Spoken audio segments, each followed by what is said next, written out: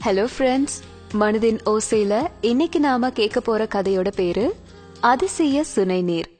ஒரு இளைஞன் வெளியூர் போயிட்டு திரும்பும்போது பாலைவனத்து வழியா வர வேண்டி இருந்தது. அப்போ ஒரு சுனையில நீரை பார்த்தான். ஆவலோட ஓடி போய் அந்த நீரை பருகியவன் அந்த தண்ணியோட சுவையில அளவில்லாத மகிழ்ச்சி அடைஞ்சான். குடிமக்களை சிறந்த முறையில ஆட்சி செய்யக்கூடிய தன்னோட நாட்டு மன்னனுக்கு அந்த நீரை கொடுத்தா அவர் ரொம்ப சந்தோஷம் அடைவாரு அப்படின்னு நினைச்சு தன்னோட தோல் பையில அந்த நீரை கொஞ்சமா நிரப்பிக்கிட்டு போனான். 4 நாட்கள் பயண முடிவுல தன்னோட ஊரை சேர்ந்தவன் அரண்மனைக்கு போய் அரசன் கிட்ட அந்த தண்ணியோட அருமை பெருமைகளை சொல்லி, உலகிலேயே இந்த மாதிரி சுவையான தண்ணி இருக்கவே முடியாது அப்படின்னு சொல்லி அவருக்கும் அதை கொடுத்தான். மன்னன் கொஞ்சம் கூட தாமதிக்காம மொத்த நீரையும் குடிக்க ஆரம்பிச்சாரு. இத பக்கத்துல இருந்து பாத்துட்டு இருந்த பட்டத்து ராணி, எனக்கும் அந்த தண்ணிய கொஞ்சம் கொடுங்களே அப்படின்னு கேட்டாங்க.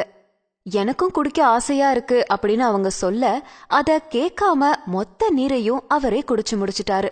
பிரமாதம்! உண்மையில இந்த மாதிரி ஒரு சுவையான தண்ணிய நான் இது வரைக்கும் என் வாழ்க்கையில குடிச்சதே இல்ல. உனக்கு எவ்வளவு நன்றி சொன்னாலும் பத்தாது. நீ நீடூடி வாழ்க அப்படின்னு வாழ்த்தினது மட்டுமல்லாம பரிசுகளையும் கொடுத்தாரு. இளைஞன் தன்னோட மன்னனுக்கு அந்த அதிசய நீரை கொடுத்த சந்தோஷத்துல திரும்ப போனான். அவன் போன பிறகு ராணி, என்ன இருந்தாலும் உங்களுக்கு இவ்வளவு சுயநலம் ஆகாது. அந்த தண்ணிய எனக்கும் கொஞ்சம் கொடுத்தா என்ன குறைஞ்சா போயிடுவீங்க அப்படின்னு சொன்னாங்க. இல்ல ராணி, நான் மொத்த நீரையும் குடிக்கல, அதுல கொஞ்சம் தண்ணி இருக்கு, நீ வேணும்னா குடிச்சு பாரேன் அப்படின்னு சொன்னாரு. அரசன் சொல்ல ஆர்வத்தோட அதை எடுத்து குடிச்சாங்க.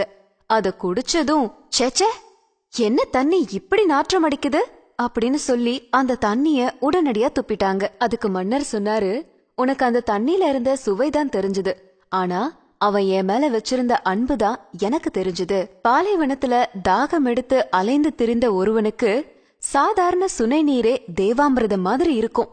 அத மன்னனாகியே எனக்கு கொடுக்கணும் அப்படின்னு நினைச்சு தன்னோட தோல் பையில நிரப்பி கொண்டு வந்தான். அதனால தோலுடைய வாடையும் தண்ணில ஏறிடுச்சு. தண்ணியோட சுவையும் முற்றிலுமா மாறிடுச்சு. அவன் இருக்கும்போது இந்த தண்ணிய நான் உனக்கு கொடுத்திருந்தா நீ இப்ப நடந்துகிட்ட மாதிரிதான் அப்பவும் செஞ்சிருப்ப. அவனுடைய மனமும் வேதனை அடைஞ்சிருக்கும்.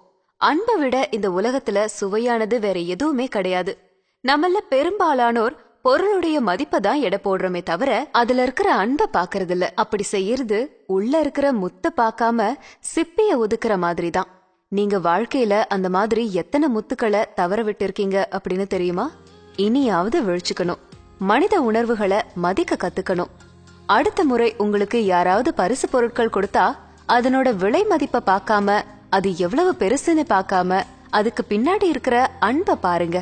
கண்டிப்பா இந்த கதை உங்களுக்கு பிடிச்சிருக்கும்னு நினைக்கிறேன். இந்த மாதிரி பல சுவாரஸ்யமான கதைகளை கேட்கவும் கட்டுரைகளை படிக்கவும் மனம் வெப்சைட்டை ஃபாலோ பண்ணுங்க.